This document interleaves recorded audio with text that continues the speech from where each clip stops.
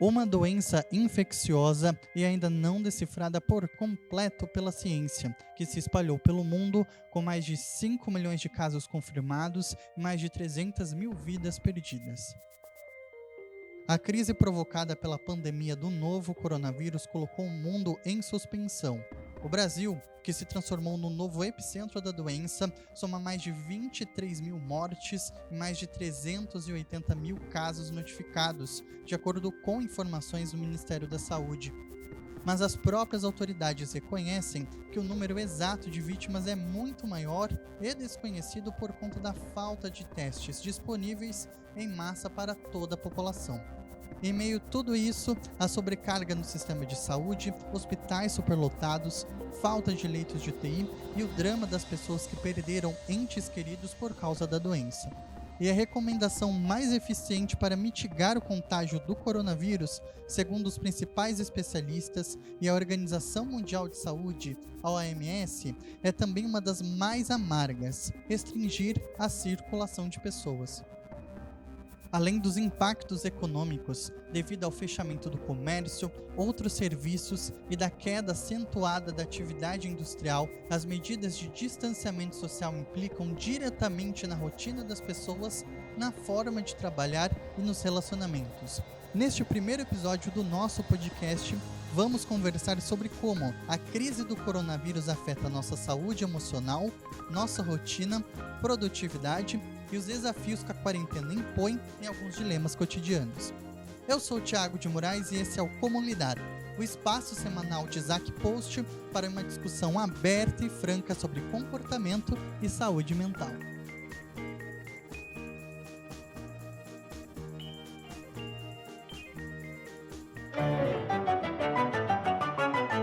Como lidar?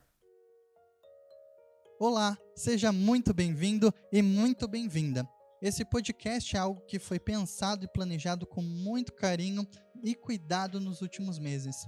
Nosso objetivo com o Como Lidar é trazer informação e conteúdo de qualidade para descomplicar assuntos relacionados à saúde mental e também incentivar você a pensar mais e a se cuidar mais. Coisas que são imprescindíveis agora, neste momento tão turbulento que estamos passando. E junto comigo na condução do programa, eu vou ter a companhia da psicóloga e colunista de Isaac Post, Raquel Moraes. Oi Raquel, é um prazer ter você nesse projeto.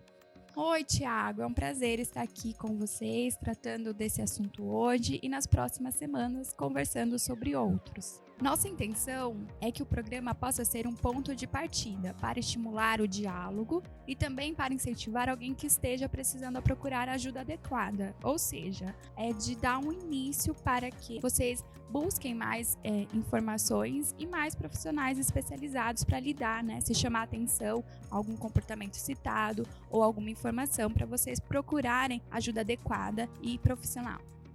Entrando já no tema desse episódio, eu vou contar uma curiosidade de bastidores. Primeiro que a gente está gravando em casa. A Raquel, ela é minha irmã, a gente está gravando neste momento na mesa de jantar da sala. A minha outra irmã tá lavando a louça da janta, a gente acabou de tomar sopa. E tá todo mundo enclausurado em casa nessa quarentena, respeitando certinho. E essa é a segunda vez que a Raquel e eu gravamos o programa tendo o coronavírus como tema. Porque como esse é um projeto, pelo menos pra gente, novo, principalmente no nosso caso, ninguém da nossa equipe tinha planejado um formato específico de podcast antes, nossa intenção foi desenhar muito bem o projeto. E os últimos meses foram de muita discussão, gravação de pilotos, mudanças e com essa pandemia rolando. E como as coisas mudaram muito desde a primeira, vamos dizer assim, tentativa, eu fico pensando, gente, o que vai ser agora?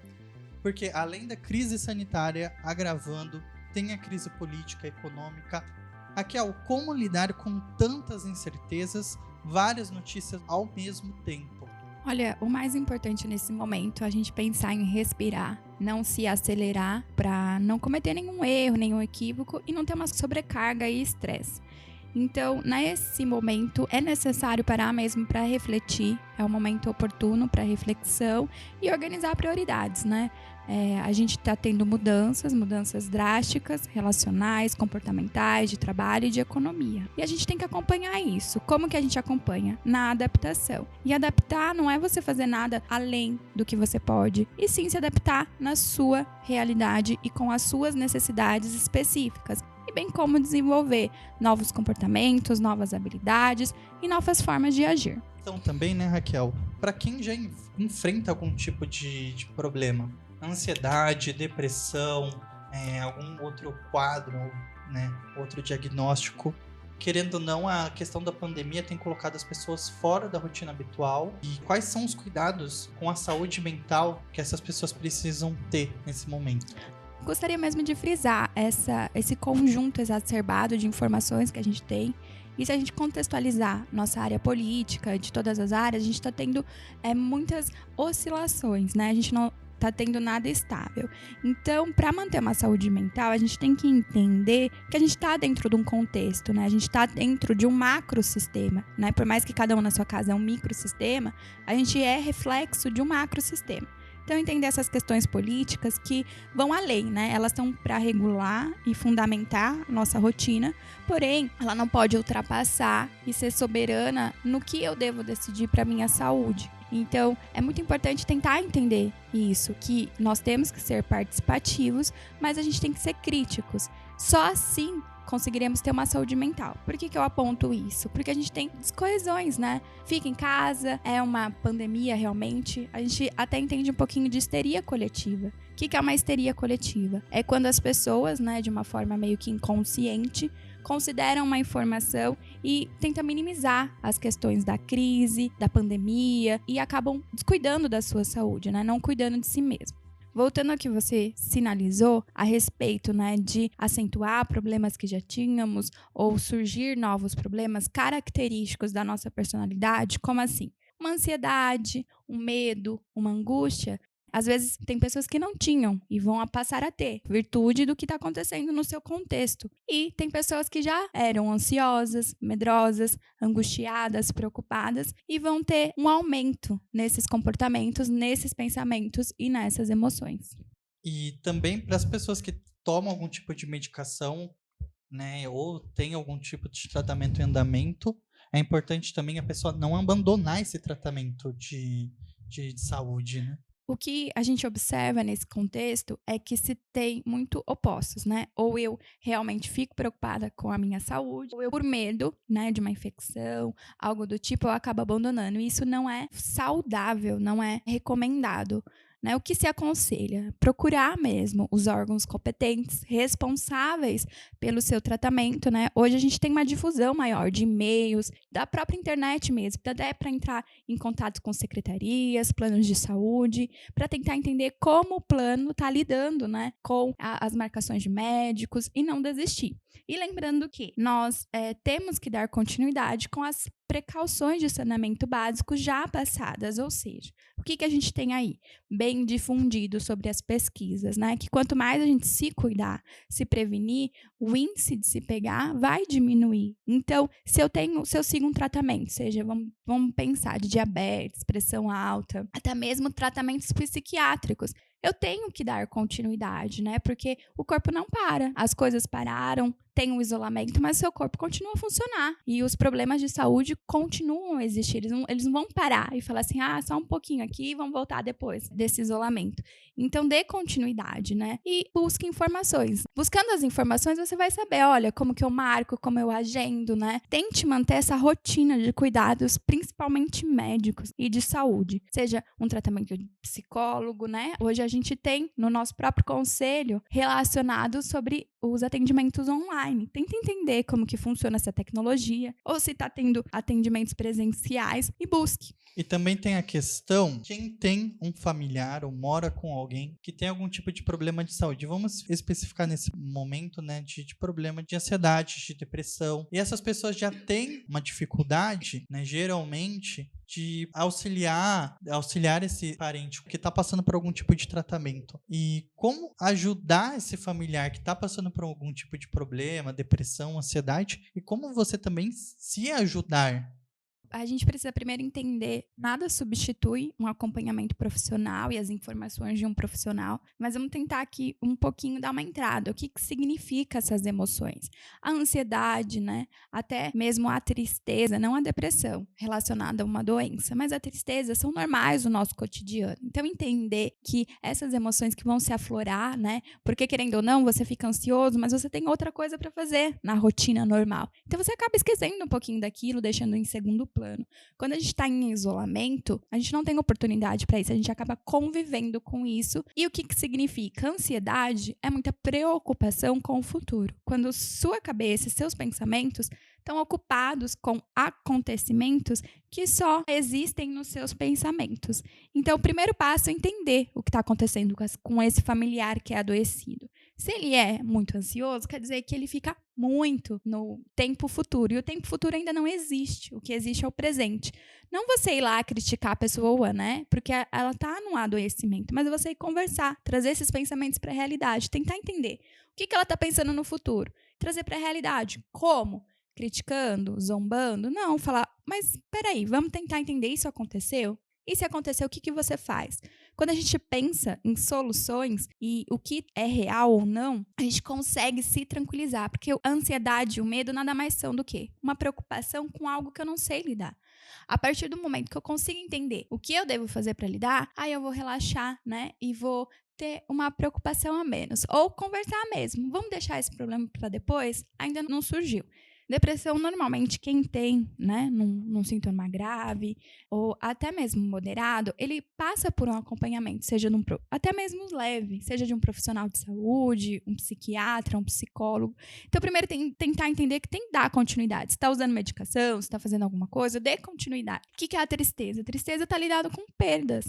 Então, tentar entender que essa pessoa está triste porque perdeu algo ou porque algo era significativo e ela não tem mais. Então, na tristeza, a gente tem que entender por que estamos tristes. E na depressão, se tem uma desordem orgânica, tem que ter a medicação, a avaliação médica, como uma ansiedade exacerbada. Então, como que a gente ajuda? Entender que tem que procurar profissionais e ser mais benevolente, né? Ser mais razoável com os problemas alheios. Tentar entender, olha, a pessoa está ansiosa, ela está muito no futuro, ela está muito triste, ela está muito no passado. Então, vamos tentar trazer mesmo para o real e viver o concreto. Essa é uma dica. Nada, salientando, substitui o tratamento de um profissional, seja um psiquiatra, um psicólogo, terapia, né, psicoterapia. Mas tentar entender esse momento é muito importante. Eu acho que é a melhor forma de ajuda. Para quem, por exemplo, tem filho, tem criança em casa e tem muita dificuldade, porque, querendo ou não, tem uma parte das pessoas que está trabalhando de casa, já tem a questão de trabalhar a rotina nesse novo contexto de home office, das responsabilidades para não cair a produtividade. E tem as crianças também que, né, têm muita energia, geralmente, mas não vai poder descer para brincar no parquinho, não vai poder ir na escola, ter o contato social com os coleguinhas, amiguinhos, e como trabalhar, né, a questão da pandemia e do isolamento social com as crianças, na rotina delas, com essas mudanças todas, para não confundir a cabeça delas. Vamos tentar entender um pouquinho o que está acontecendo com as pessoas. Normalmente, quando a gente sai para trabalhar, as crianças têm que ir na escola, a gente tem uma certa rotina a se seguir. Hoje, as pessoas têm muita dificuldade de estabelecer metas e rotinas, né? Uma rotina, querendo ou não, uma meta do seu dia, o que você deve fazer no seu dia. Então, as pessoas têm essa dificuldade de pensar. O que nós temos observado? Que muitas pessoas, nesse isolamento, até trabalhando mesmo em home office, que às vezes tem uma flexibilidade maior, acabam não organizando a rotina. Isso afeta demasia, né, de uma forma ainda negativa, o organismo, né? Querendo ou não, as pessoas hoje estão indo dormir mais tarde, às vezes os filhos não entendem essa rotina de manhã, tarde, noite, e isso acaba por ser prejudicial até mesmo para o desenvolvimento da criança. O que é importante fazer com a criança? Primeiro, tem que ter rotina. Independente se está em casa ou não, tem que seguir a rotina de forma adequada. Segundo, entender que fase o seu filho está. Se o seu filho está numa infância, né? Lá é um pequenininho, quantos anos seu filho tem? O que demanda o seu filho? Se é uma criança pequena, então tem que ter atividade lúdica, respeitar a rotina. O que é atividade lúdica? É brincar. Então, separe um momento que a criança possa brincar sozinha, vai alternando o momento que ela pode brincar sozinha, o momento que ela vai brincar supervisionada, né? O que a gente observa é que os pais sempre alegam muito não ter tempo. E hoje, com esse isolamento, tá sobrando muito tempo. Então, é um momento oportuno para conhecer a criançada. Se a criança é um pouquinho maior, né, conversa mais, né, gosta de ver as coisas, desenhar, está numa fase mais criativa, então propicie atividades que ela demande criatividade, uma receita que não precise de um fogão, alguma coisa assim, até uma tarefa de casa que ela possa fazer. Tarefas supervisionadas, o que é isso? Que você faz junto com a criança, tarefas que ela consegue fazer sozinha, mas estabeleça metas. Se é um adolescente, o que adolescente gosta de fazer? Normalmente gosta de ficar no computador, no videogame.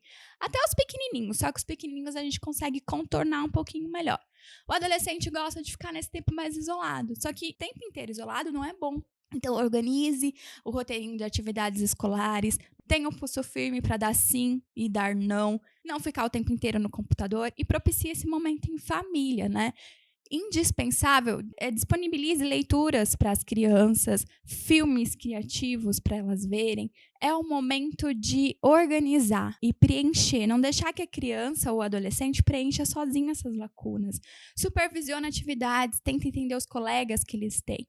Aí você vai falar, olha, Raquel, isso para mim é difícil, eu não tenho tempo. Mas você vai ver, se você tentar entender que eles precisam de atividades supervisionadas e atividades sozinhos, então você já vai conseguir lá na rotina que ele já faz e você não traz para a consciência, mas você observa que ele já faz. Então, resgate essas atividades e dê horário, né? Não deixa dormir muito tarde. O sono da criança e do adolescente, até mesmo do adulto, tem que ser respeitado. Por quê? Porque prejudica na memória, no aprendizado, no humor. Uma noite mal dormida, ela nunca vai ser recuperada. Então, tem que respeitar o sono. Se a criança é pequena, as sonecas da tarde, o que é necessário. O que fazer com a criança é isso, entender que não pode deixar livre.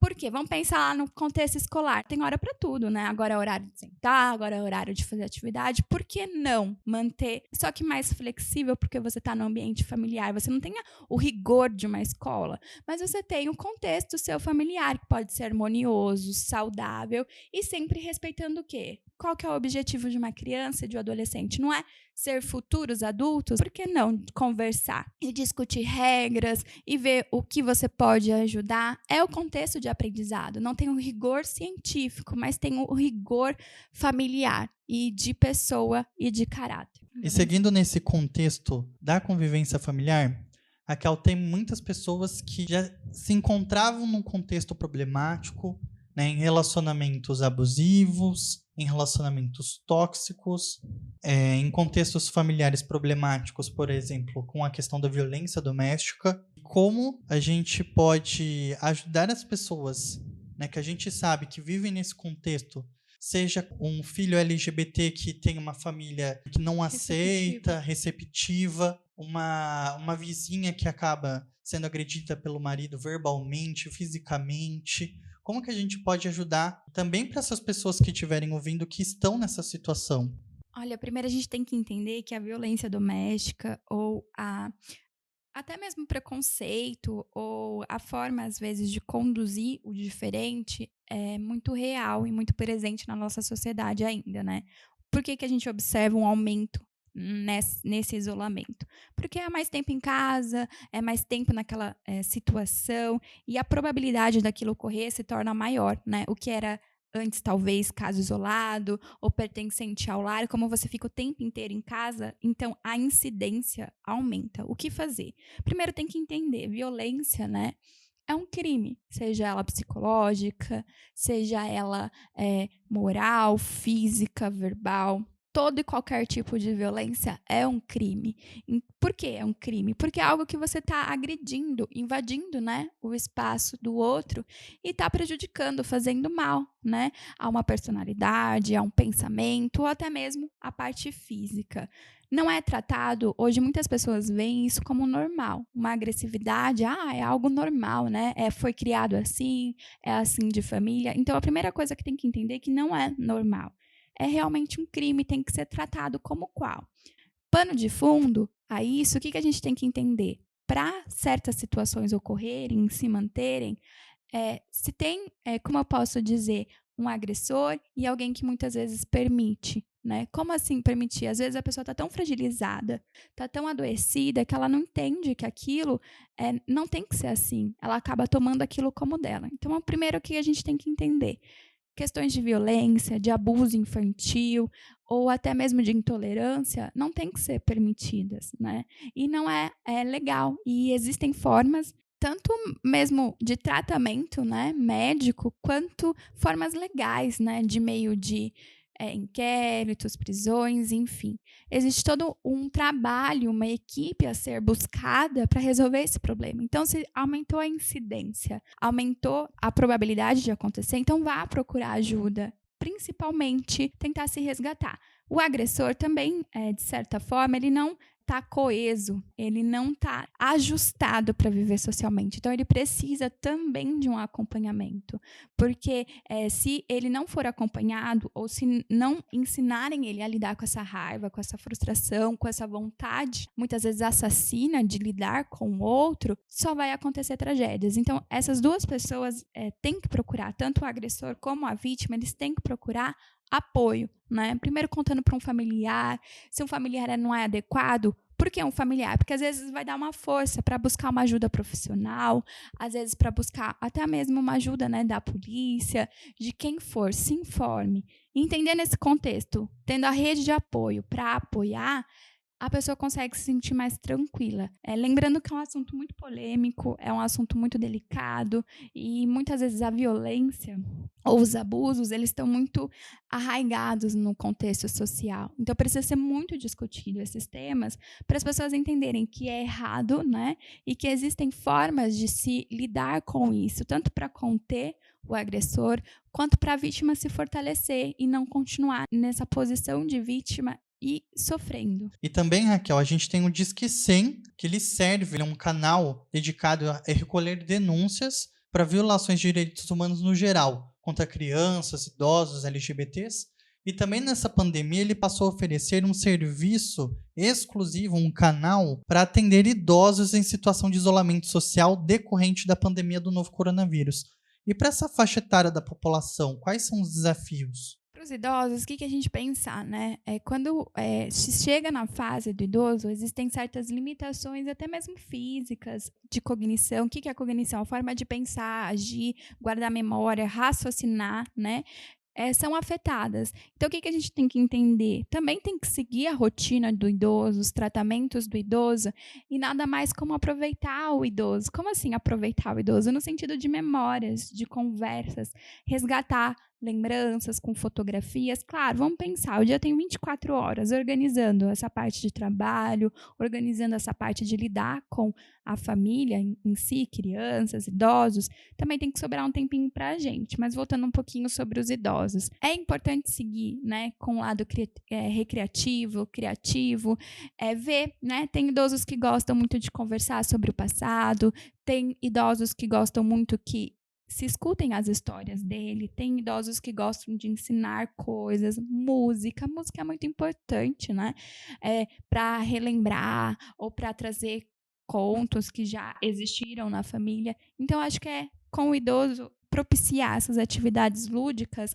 é o que é saudável, além de continuar com os tratamentos dele, né? Talvez tomar um solzinho lá na varandinha da casa, né? Ter esse tempo de conversa. Voltando lá no começo da nossa conversa, tem as recomendações de saúde pública. Na maior parte das vezes tem essa dissonância, porque o que o governo federal fala é diferente do que os governos estaduais e os governadores estão pregando, estão pedindo, estão orientando, com base nas próprias recomendações da Organização Mundial de Saúde, a OMS. E também tem as pessoas que, né, nesse ruído de informação, nessa falta de informação clara e precisa, já tinham um costume de ligação da realidade, mas tem a questão do comportamento de compartilhar notícias falsas, conteúdos sem comprovação, nessa questão também de você não saber respeitar a pessoa às vezes não se respeita, mas também não respeita os limites individuais do outro, que é o quê? Sair na rua sem máscara, sem seguir as medidas de segurança.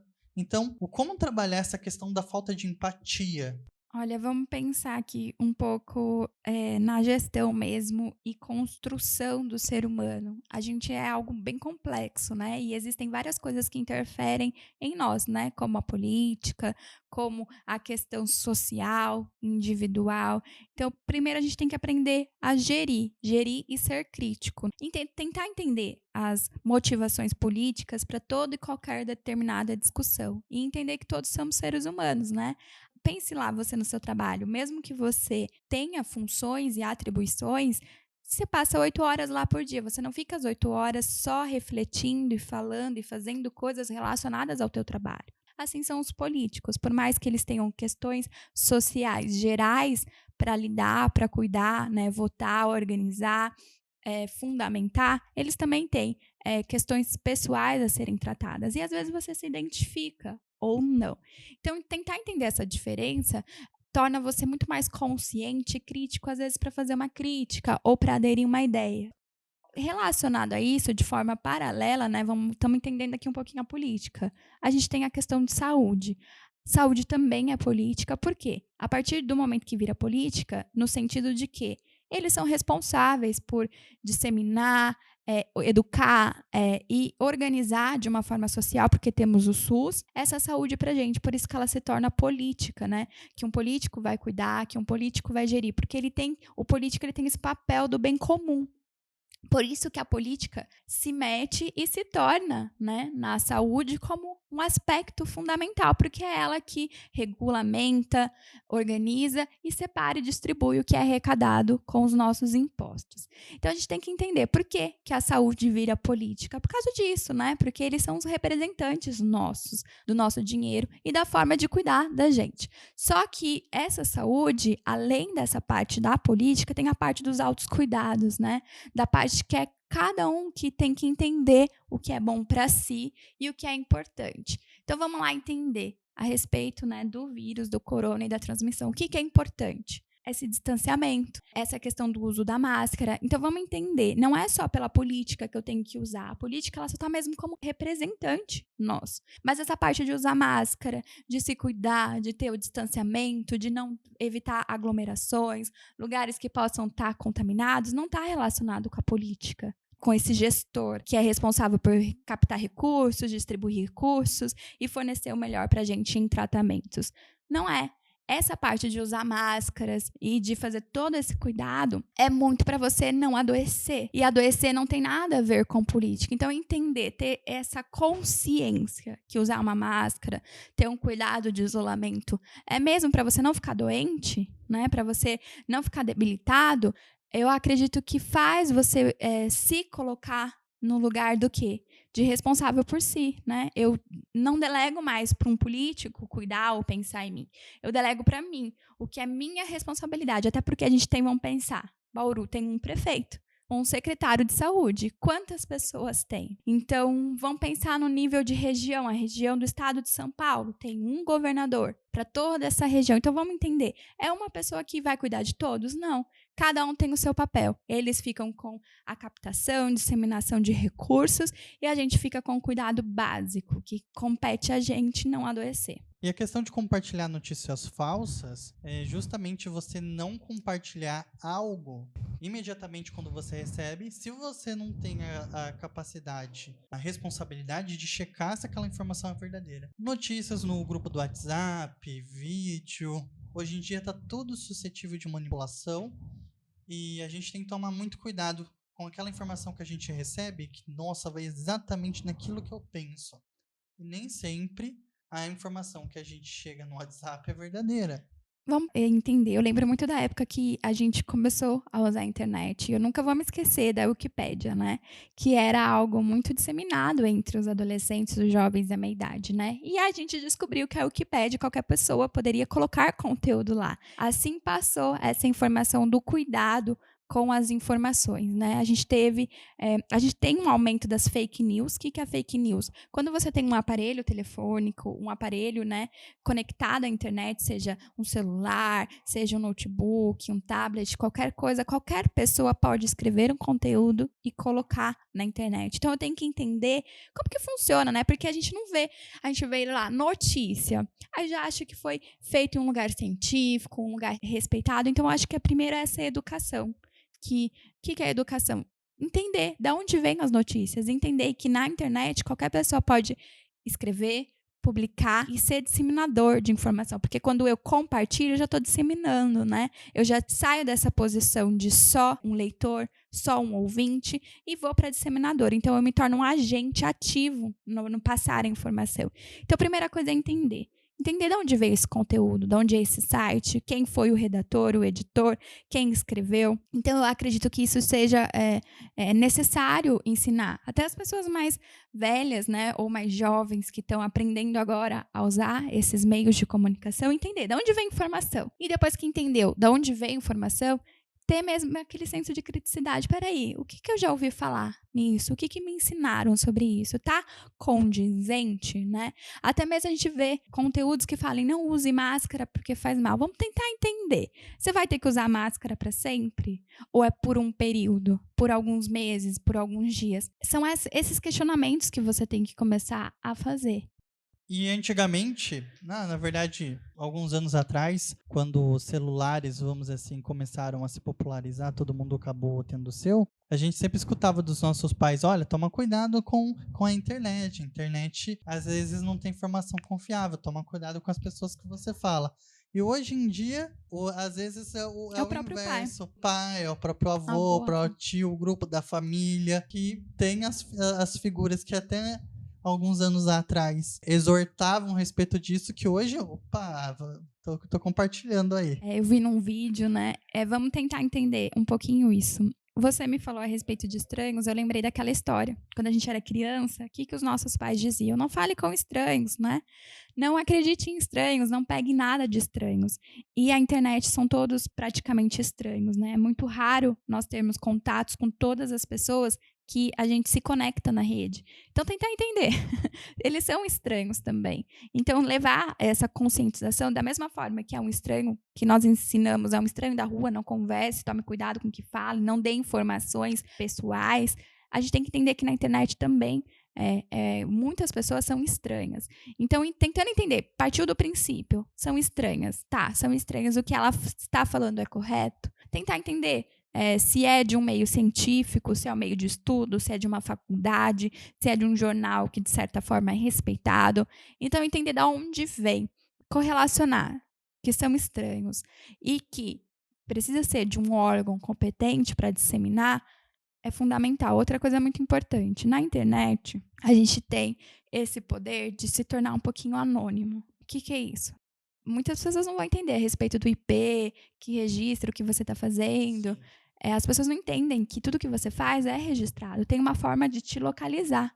E a gente também hoje lida com estratégias de desinformação, que é a questão de compartilhamento de mentiras, seguindo uma estratégia ampla, pensada, direcionada ali com alguma finalidade, e vai nesse comportamento de manada, porque às vezes um assunto está sendo uma notícia falsa, né? Um boato está sendo compartilhado por um número de perfis, mas hoje em dia a gente tem os perfis falsos que acabam compartilhando, a pessoa vê aquele comportamento, entra na manada, compartilha também e acaba tendo um engajamento real.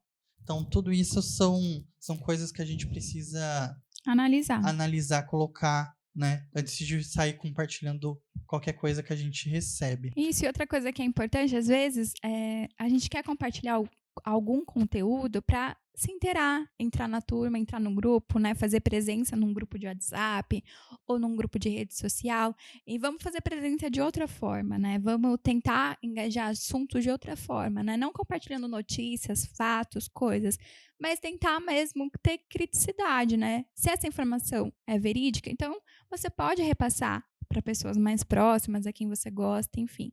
Mas se você não tem esse senso de analisar de onde vem e se é real ou não, então para de se relacionar com o outro através desses conteúdos. Tenta achar uma forma de você conseguir interagir, conseguir se fazer presente, mas com características suas, né? Não com informações que não sejam suas. E um exemplo de como isso é danoso e perigoso são as várias situações que a imprensa registrou, que, por exemplo, famílias que perderam pacientes para Covid-19 ou com suspeita, que abriram caixão, contrariando as recomendações de segurança, e se contaminaram com o coronavírus porque receberam informações que o governo estava enterrando as pessoas à toa ou enterrando caixões com pedras dentro.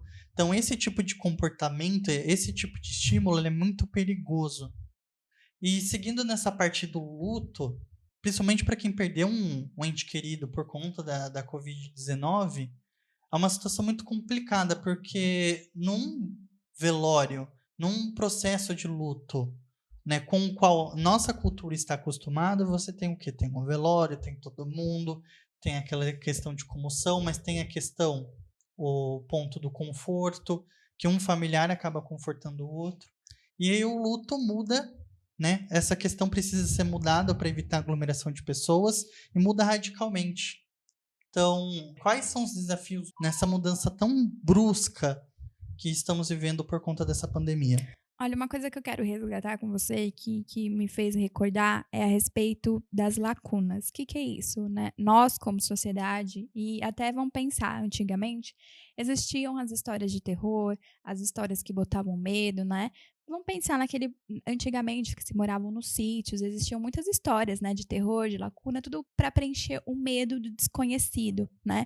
Se desconhecia o que tinha ali naquele escuro, então se tinha uma história, se tinha uma lenda, né? E isso se propagava.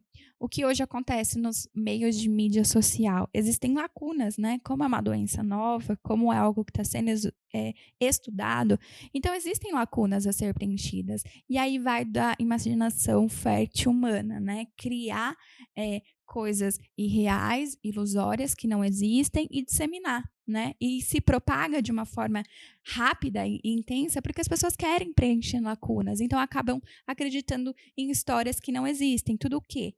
Em função de tentar preencher as lacunas com informações, entendeu? Então, por isso que isso rende, por isso que isso vai, e por isso que isso mexe com a cabeça da pessoa, porque ela quer preencher a lacuna, ela quer entender o que é novo, o que não foi disseminado, o que ela não foi informada. Então, por isso que isso se propaga e se dissemina.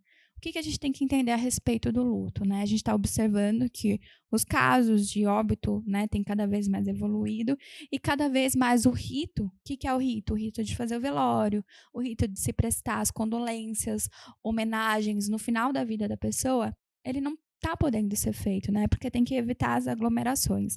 O que a gente pode fazer? O que essa pandemia trouxe para a gente é sobre a adaptação.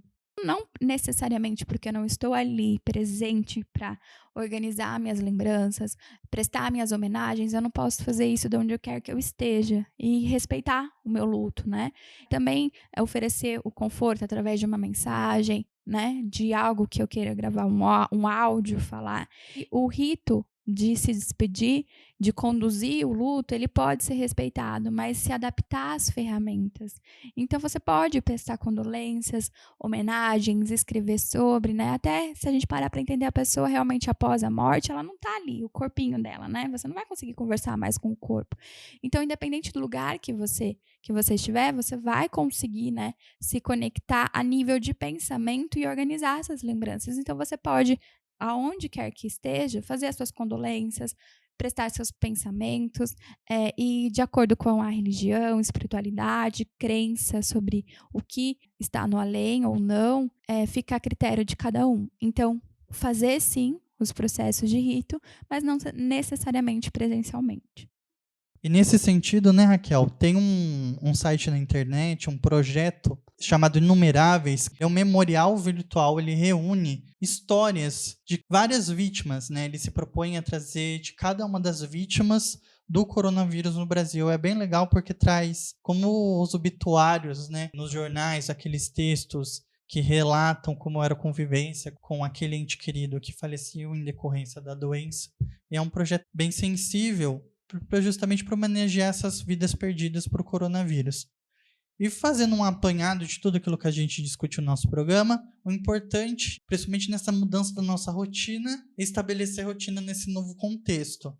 Porque mesmo após o fim da pandemia, mudanças na nossa sociedade serão necessárias. Então, muitas pessoas que estão trabalhando em casa agora vão continuar trabalhando em casa. Muitas coisas vão ser repensadas a respeito disso. Como que vai ser o consumo de shows, do cinema, a questão de você ir numa loja. Então, tudo isso vai ser repensado. Enquanto não tiver uma cura, enquanto não tiver uma vacina, fora as marcas que a pandemia vai deixar e está deixando na nossa sociedade, é estabelecer uma rotina e adaptar conforme essa nova configuração que a sociedade está tomando com essa pandemia. Uma coisa que se torna fundamental nesses tempos é nunca perder o sentido real da vida e da existência, né? A gente está numa sociedade, a gente está no mundo, a gente vive um contexto, né? Passa para um, passa para outro, num determinado de tempo, tudo se renova, se transforma, e a gente nunca pode esquecer esse fundamento principal, né? Que é um momento para aprendizado, é um momento para reorganização e é um momento para uma configuração de uma nova sociedade. O que é ser uma nova sociedade? Dentro das limitações, nunca esquecer que é importante viver, que é importante deixar o legado, importante deixar sua história, sua marca, né? Então, como fazer isso? Como aprender? Para o ser humano aprender, para adquirir novas habilidades, ele tem que ter um tempo, ele tem que ter uma estruturação, né? Até mesmo para você aprender qualquer conteúdo, não é de uma hora para outra, né? O que eu percebo é que as pessoas ficam muito desesperadas, né? Com muito medo, muito angustiadas. Entendendo que a gente está nessa vida para aprender, né? E transmitir, e ensinar, e reformular as coisas, tudo fica mais leve e mais, de certa forma, mais acessível a gente. Então, entendendo esse princípio, que é só uma adaptação, o ser humano é capaz de se adaptar. Entendendo que não é para sempre, que a partir do momento que você se adapta, que você se organiza, você pode pensar em novas estratégias, em novas coisas para fazer. Então, nunca perder e nunca deixar de ter isso em mente, que é uma recriação. Recriação para quê? Para dar continuidade em quem nós somos, na sociedade em si, nas futuras gerações. Então, sempre entender, eu estou nesse mundo para quê? Aqui. E como fazer isso, mesmo tendo as limitações. A gente, muitas vezes, por conta do nosso egoísmo, ou às vezes por conta do nosso ambiente, a gente não tem a noção que tá todo mundo no mesmo barco, mas não é todo mundo que está passando por essa situação da mesma forma. Tem gente que está com comprometimento de renda grave, que depende e necessita de um auxílio, seja do governo, seja de uma iniciativa social. Então, é importante a gente saber que nós temos responsabilidade como seres humanos de trabalhar a nossa questão de empatia, sermos seres humanos melhores e trabalhar nossa solidariedade. A gente está passando pela mesma situação, mas não nas mesmas condições. Então, tem gente que está precisando muito da nossa ajuda e a gente tem que ser essa pessoa que precisa ajudar o próximo. Exato. A gente tem que pensar nessa questão do que é essencial para a minha vida, o que é essencial para mim, o que eu vou levar dessa vida. E muitas vezes, né, como você falou, tem pessoas que realmente estão numa situação muito precária, muito difícil, que necessitam de ajudas, necessitam contar com a solidariedade de quem tem um pouquinho a mais, né, porque todos foram afetados, né, de uma forma brusca ou de uma forma até talvez um pouco atenuada, um pouco menor, mas todos foram afetados. E aí se tem o impacto da redistribuição. Às vezes, você não vai precisar tirar tudo seu para dar para o outro, mas um pouquinho que você tem, você consegue fazer um reajuste para quem tem menos ainda. Então, esse é o importante. Existem muitas pessoas que conseguem ter lideranças nesses momentos, conseguem ter ideias criativas, então procure saber. Talvez, né, você não tenha que pensar numa ideia, ou você tenha que encabeçar uma ideia ou um planejamento, mas busque coisas que são dignas, coisas que são realmente válidas, né, e que são realmente reais, para tentar entender que, vamos parar para pensar, já existia essa diferença social, já existiam essas dificuldades, já existia tudo que temos hoje já existia. A única diferença é que se tornou evidente. E até quando a gente vai ficar sem fazer nada? Até quando a gente vai ficar sem pensar nessas diferenças? Tem gente que já via isso antes, percebia isso antes, mas tem gente que só está percebendo agora. E que bom que está percebendo agora. Da mesma forma que a gente conversou aqui hoje sobre as pessoas que vivem, né, em lares abusivos, vivem sobre um contexto de violência doméstica, seja a pessoa que vai ajudar, né? A gente falou do Disque 100, a gente tem o Disque 180, que é voltado para atendimento à mulher, sobretudo as vítimas de violência doméstica. A gente também tem a Delegacia da Mulher e também a gente tem, né, entre os serviços, o 188, que é o número do Centro de Valorização da Vida, que tem voluntários treinados para conversar com as pessoas que precisam de ajuda e apoio emocional. Mas a gente também pode ajudar, pode dar esse apoio emocional, pode dar esse apoio, esse auxílio para as outras pessoas, seja ajudando a pessoa que está passando por um momento difícil, um relacionamento violento, sair de casa, muitas vezes oferecer um acolhimento. Então, nós temos responsabilidade como seres humanos, que nessas situações é que a gente precisa reforçar isso. Sim, e é muito importante entender que um paralelo, às vezes, na questão de violência, você não tem que colocar sua integridade física em risco,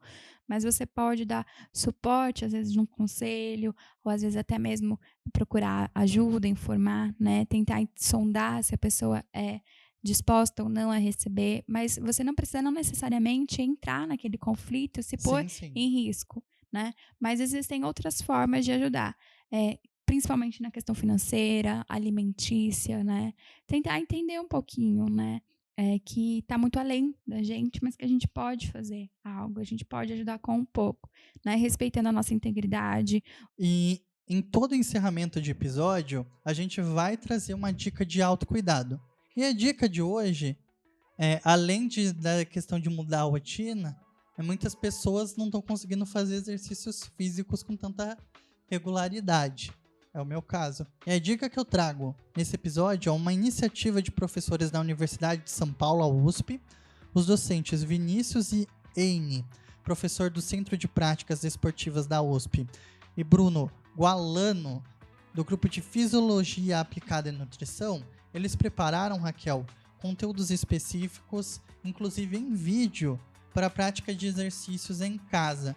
É bem legal, é só arrastar o sofá e estimular criar uma rotina para não ficar no sedentarismo, porque afeta a saúde também. Sim, às vezes tem pessoas que não tinham hábitos saudáveis, né, antes e possam começar a ter, sempre respeitando, né, a limitação. Eu sempre procuro entender assim, se você não fazia ou já fazia, tente começar de acordo com a sua possibilidade, né? Se você está bem de saúde, o seu condicionamento físico, nunca vá além do que você pode fazer. E nisso também, inclusive, em relação a coisas emocionais, comportamentais e de relação. Nunca vá além da sua capacidade, né? Mas aos pouquinhos você consegue ir além. Mas sempre lembre, é um passo por vez, é uma coisa por vez. Mas tem que ir um pouco por vez, respeitando as suas limitações físicas, né? E emocionais, enfim, em qualquer assunto. O link para essas dicas tá tudo no nosso site isacpost.com.br. E o nosso programa você pode ouvir novamente quantas vezes você quiser nas principais plataformas digitais, Spotify, Apple Podcasts, tá tudo lá. Também no nosso site isacpost.com.br. Muito obrigado pela companhia neste primeiro episódio, serão muitos. Espero que vocês tenham gostado. Mande sua mensagem pra gente nas nossas redes sociais. E é muito importante a participação de vocês. Agradeço a participação. Qualquer coisa estamos aí em contato. Lembre-se, nada substitui a um profissional, a um especialista. Mas a gente está aqui para instigar, né? O que é instigar? Despertar a curiosidade mesmo, para ir além e aumentar a sua construção como ser, como pessoa e um desenvolvimento humano melhor. Esse foi o Como Lidar dessa semana. Muito obrigado e até a próxima.